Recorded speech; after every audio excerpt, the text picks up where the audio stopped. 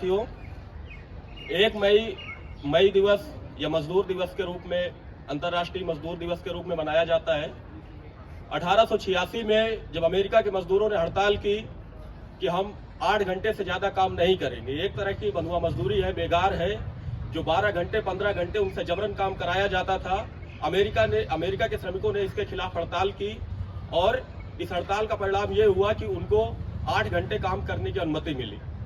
भारत में 1 मई 1923 से इसको मनाने की शुरुआत हुई और अंबेडकर और लोहिया जैसे समाज सुधारकों ने मजदूरों के पक्ष में, मजदूरों के हक में कई कानून बनाए। संविधान बनाते हुए बाबा साहब भीमराव अंबेडकर ने हमें आर्टिकल 23 दिया, जो बंधुआ मजदूरी बेगार जैसे कामों का उन्मूलन करता है।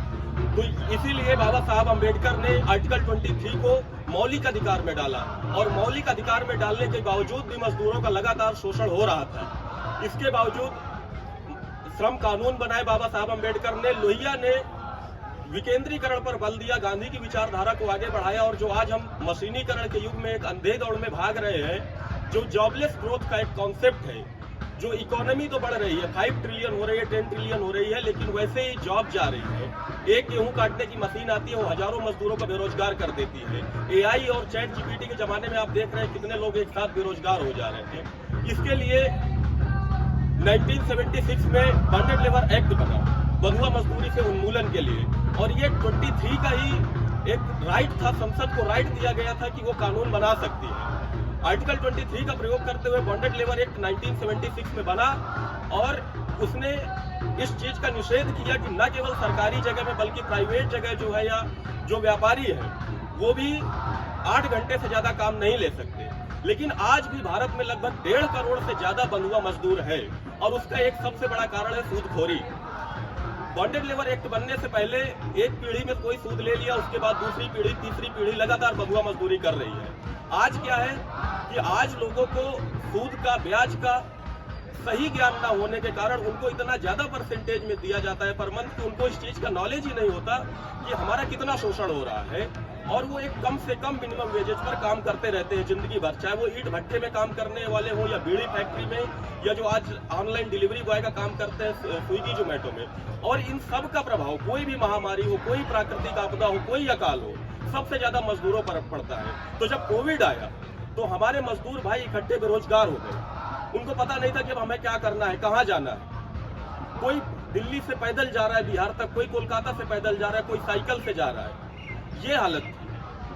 कई हमारे जितने स्विगी जोमेटो में काम करने वाले थे एक साथ बेरोजगार हो गए। कोई मेहंदी लगाने का काम करता है वो भी बेरोजगार हो गया। और ऐसा नहीं है कि कोविड की आपदा पहली बार आई थी, ऐसी महामारियां, प्लेग जैसी महामारियां पहले भी आती रही है, उनको मैनेज किया गया। लेकिन इस सरकार में जिस तरह से आपदा को अवसर में बदलने की बात कही गई और आपदा को अवसर में बदला सबसे ज्यादा पूंजीपतियों ने। अडानी की संपत्ति हम देखते हैं कि $20 बिलियन से $120 बिलियन पहुंच जाती है। उसी कोरोना के दौर में अरबपतियों की संख्या दुगनी हो जाती है और उसी कोरोना के दौर में हमारे मजदूर भाई सबसे ज्यादा बेरोजगार हुए, सबसे ज्यादा त्रासदी उन्होंने झेली। तो एक तरफ जब हम $5 ट्रिलियन इकोनॉमी बनाने की बात करते हैं तो हम ये देखते हैं कि वो कौन से लोग हैं, 82 करोड़ लोग जो 5 किलो राशन पे आज भी जिंदा है। तो आप 5 ट्रिलियन इकोनॉमी बनाइए या 10 ट्रिलियन इकोनॉमी बनाइए, उससे फर्क नहीं पड़ता अगर उन 82 करोड़ लोगों की जिंदगी अच्छी नहीं होती। तो ये मूवी कोविड में जो पलायन हुआ मजदूरों का, जो उन्होंने त्रासदी झेली, उस पर आधारित है। और अंतर्राष्ट्रीय मजदूर दिवस में समाजवादी छात्र सभा की तरफ से इसके प्रदर्शन करने का एकमात्र लक्ष्य है कि हम मजदूरों के प्रति संवेदनशील बने, उनके राइट्स के लिए जागरूक हो, उनके राइट्स के लिए हम लड़े, उनके राइट को प्रोटेक्ट करें, तब हम एक असली हिंदुस्तान की तस्वीर बना पाएंगे। तो मैं आप सबसे गुजारिश करता हूँ कि आप बैठ जाइए और इस मूवी को देखिए और उनकी संवेदनशीलता को समझिए। जय भीम, जय समाज।